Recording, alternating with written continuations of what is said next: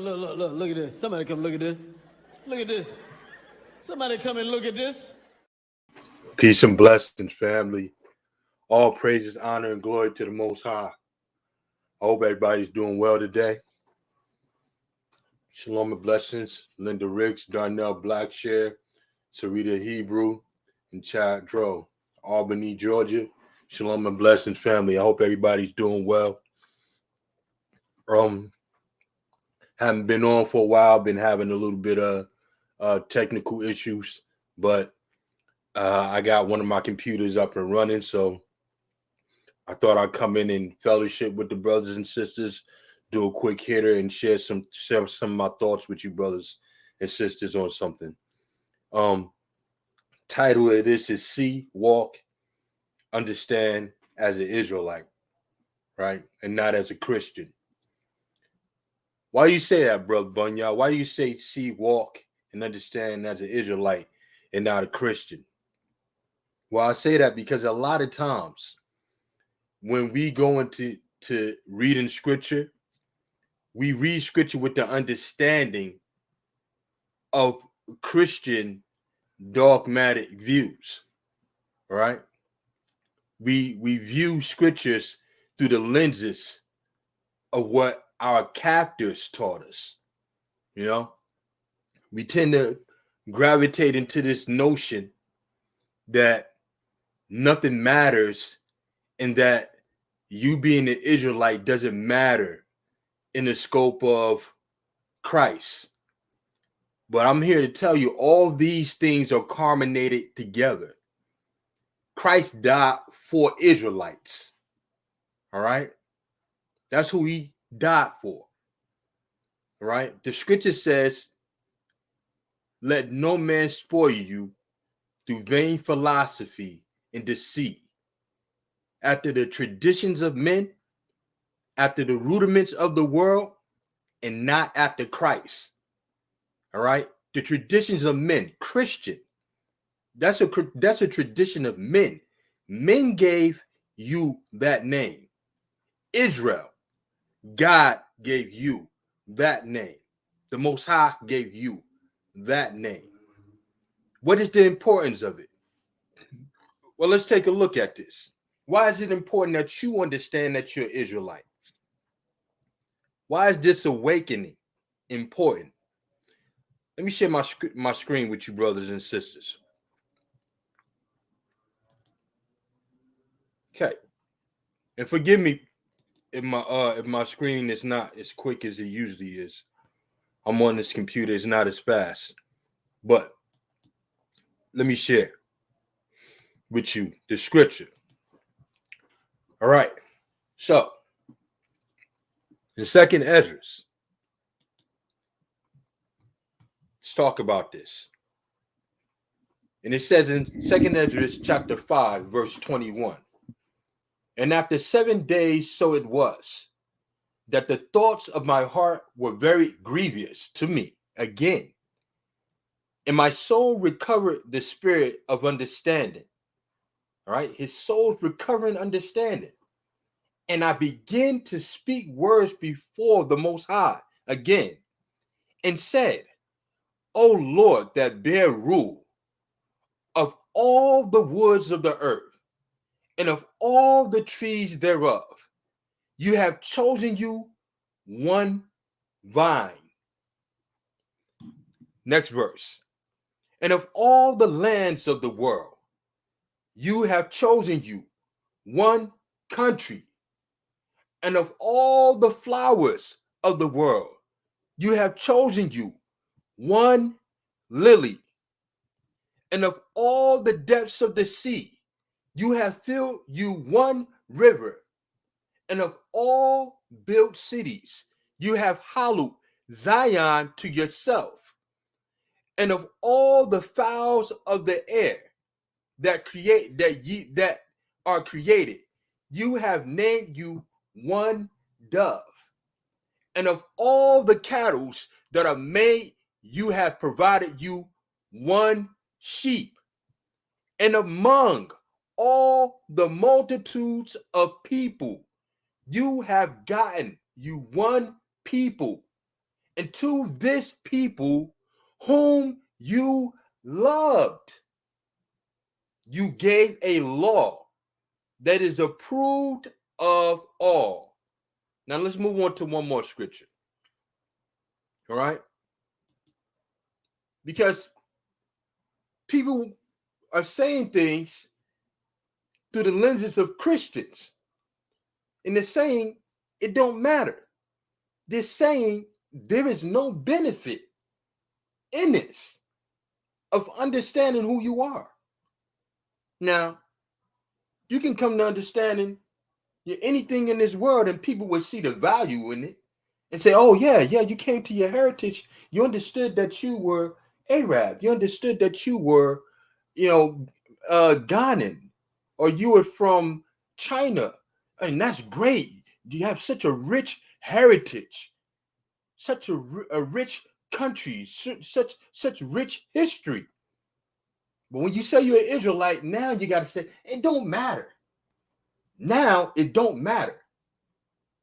But in 1948, it mattered enough to give people a land for it when they claimed it, but it don't matter now.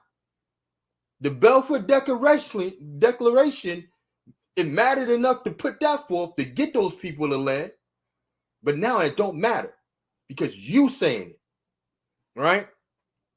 Romans 3:1. Then what advantage does the Jew have? Or what is the profit of circumcision? And this is in the Webster English Bible Apocrypha, right? It says much in every way, because first of all, they were entrusted with the revelations of God.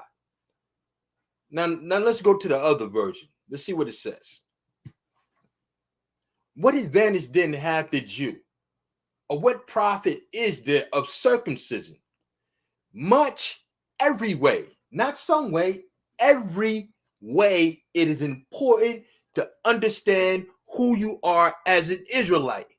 Much, every way.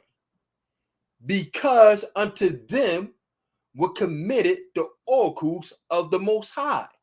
Chiefly means especially, right? The Most High did not have a relationship with any other people. No nation had he chosen. So, when we read the scriptures and we look at them, we must not view them through the lenses of those who priorly taught us. Because the people who taught us told us we were nothing. And it will continue to reinforce that thought within your mind that you are nothing. This is a part of Psalms 83 coming to existence to make the name of Israel no more. Cut them off from being a nation. What has to happen for you to be cut off from being a nation? You have to lose the understanding of who you are, your cultural aspects, your land, your language, your God. These are all things that they did to Israel. Through Hellenizing, through Papal Bull, through Spanish Inquisition, through 70 AD, through the transatlantic slave trade. Right? But they want to tell you that Israel never forgot who they were. So the question is this. If our forefathers were brought to the shores of this place, which we call America, and lost a little bit that they did have, and now begin to speak English and follow the ways of the heathen, Christmas trees, Halloween, Thanksgiving, St. Patrick's Day, and every other Babylonian practice under the sun, that happened within a course of 200 years. Why is it not possible that our forefathers, after 800 years of walking without any understanding of who they are, being enslaved by nation after nation, would not think that they were Gentiles, that they were not Israelites? Why would they not be practicing the same customs after 800 years of slavery when we're doing it after 200 years? We cannot look at scripture through the lenses of Christianity. We must see, walk, and understand as Israelites. When we read those scriptures, if you got a Christian understanding, stop for a second, think for a second, and reevaluate what it is you believe. That's all I wanted to say, brothers and sisters. I know some of the things that we put forth are not always agreed upon. But we should always agree that we are the people of the Most High. And shalom and blessings, Ethan Meadows. Shalom, he says, I am a Gentile and I have a hard time understanding how to properly pray to the Great Spirit, and also have doubts that the Most High hears me. Well, what did the Most High say? What did Christ say? How to pray? Our Father which art in heaven, hallowed be thy name. Thy kingdom come, thy will be done in earth as it is in heaven. Give us this day our daily bread, and forgive us our debts as we forgive our debtors. And lead us not into temptation, but deliver us from evil. All right? So, for those who are not Israel, cling to the ways of Israel, cling to Israel, and you'll be delivered out of the coming wrath of the Most High. That's your requirement. Let me get it. Let me grab a scripture for you.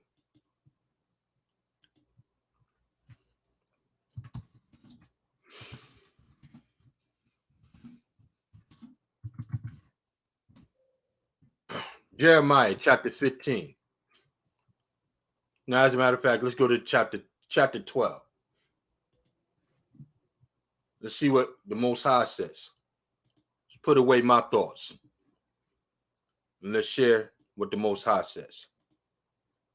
And everybody in this room is familiar with this scripture, because until it's time for us to leave, we're going to reinforce this thought. All right? Until it's time for us to leave this place, we're going to reinforce this thought. This is salvation. All right? And it says, Jeremiah 12 and 14. Let's start. Thus saith the Lord, against all my evil neighbors that touch the inheritance which I have caused my people Israel to inherit. Behold, I will pluck them out of their land and pluck out the house of Judah from among them.